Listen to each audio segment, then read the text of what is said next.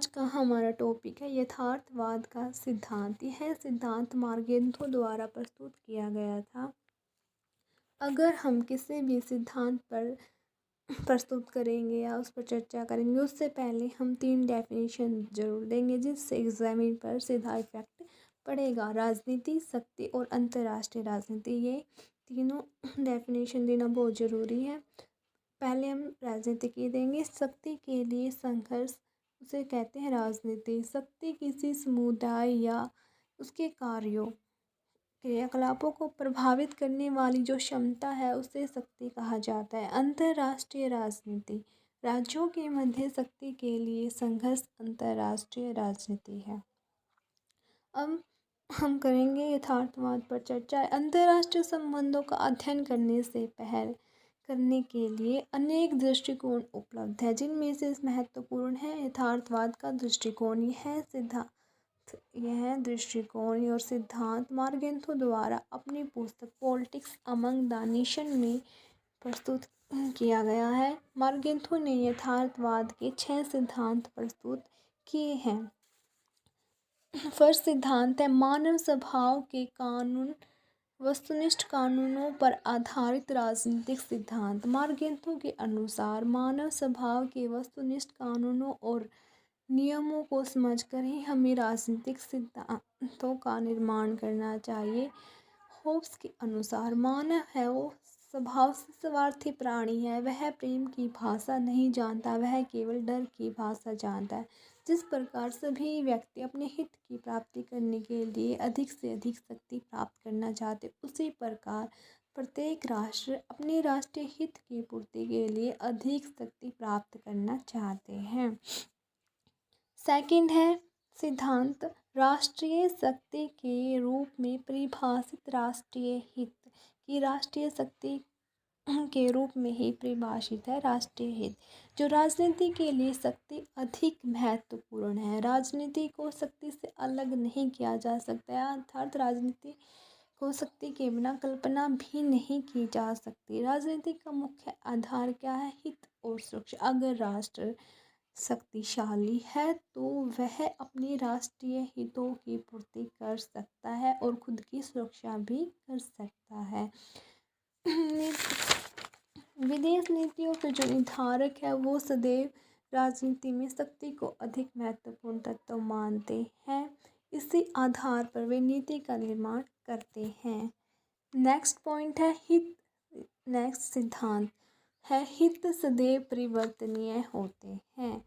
जो मार्गेंथो के यथार्थवाद सिद्धांत के अनुसार किसी भी राष्ट्र की नीतियाँ और कार्य सदैव राष्ट्रीय हित द्वारा ही संचालित होती हैं। राष्ट्रीय हित सदैव बदलती हुई परिस्थितियों के अनुसार बदल जाते हैं। जैसे भारत जब आज़ाद हुआ तो हमारा राष्ट्रीय हित क्या था? आर्थिक विकास करना और सामाजिक विकास करना।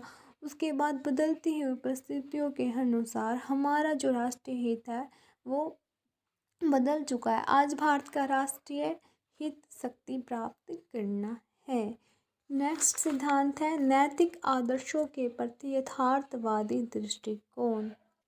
मार्गेंथो के जो यथार्थवादी दृष्टिकोण के अनुसार राष्ट्र के लिए नैतिक नियमों का कोई मूल्य नहीं है।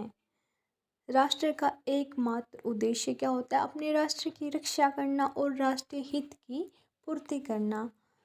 राजनीति में यह निश्चित करना बहुत ही कठिन है कि कौन सा कार्य नैतिक है, कौन सा कार्य अनैतिक है। नैतिक कार्यों की सार्थकता उनके परिणामों के आधार पर ही निर्भर करते हैं। यदि परिणाम राष्ट्रीय हित के अनुकूल है तो वह कार्य नैतिक माना जाता। अगर वह अनुकूल नहीं है तो वह कार्य अनैतिक माना जाता है। एक राष्ट्र के नेक्स्ट सिद्धांत है एक राष्ट्र के नैतिक नियमों तथा अंतर्राष्ट्रीय नैतिक नियमों में अभेद। जो यथार्थवाद सिद्धांत है वो राष्ट्रीय नैतिक नियमों और अंतर्राष्ट्रीय नैतिक नियमों में अंतर मानता है, क्योंकि अंतर्राष्ट्रीय नैतिक नियम मूल्य क्या है कि अहिंसा कि किसी से लड़ाई नहीं करनी चाहिए और सच बोलना चाहिए। एक दूसरे के साथ प्यार से प्रेम से रहना चाहिए, एक दूसरे का साथ देना चाहिए और शांति व्यवस्था बनाए रखनी चाहिए। जबकि इसके विपरीत जो राष्ट्रीय हित है वो इसके विपरीत है। उनका राष्ट्रीय जो मतलब मूल्य है वो इसके विपरीत है। इस क्या क्या है कि एक सुरक्षा, राष्ट्र की सुरक्षा, शक्ति प्राप्त करना कि अधिक अपने राष्ट्रीय हित को प्राप्त करने के लिए शक्ति प्राप्त करना स्वतंत्रता है। अंतर्राष्ट्रीय नैतिक मूल्यों को राष्ट्र पर लागू नहीं किया जा सकता क्योंकि इससे अंतर्राष्ट्रीय संबंध ही समाप्त हो जाएंगे। हमारा नेक्स्ट सिद्धांत है अंतर्राष्ट्रीय राजनीति की स्वायत्तता।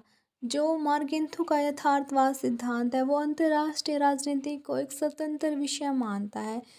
जिस प्रकार अर्थशास्त्री, विधि शास्त्री अपने अपने क्षेत्र में प्रभाव जमाना चाहते हैं अथवा अपने क्षेत्र विषय में सफलता प्राप्त करते हैं, उसी प्रकार जो राजनीतिक होता है वो राजनीतिक क्षेत्र में अपनी राष्ट्रीय हित के बारे में सोचता है और राष्ट्रीय शक्ति के हित में कोई भी अगर नीति का निर्माण किया जाता है तो वह नीति राष्ट्रीय शक्ति के हित में है या नहीं है, यह इस बात का ध्यान रखता है।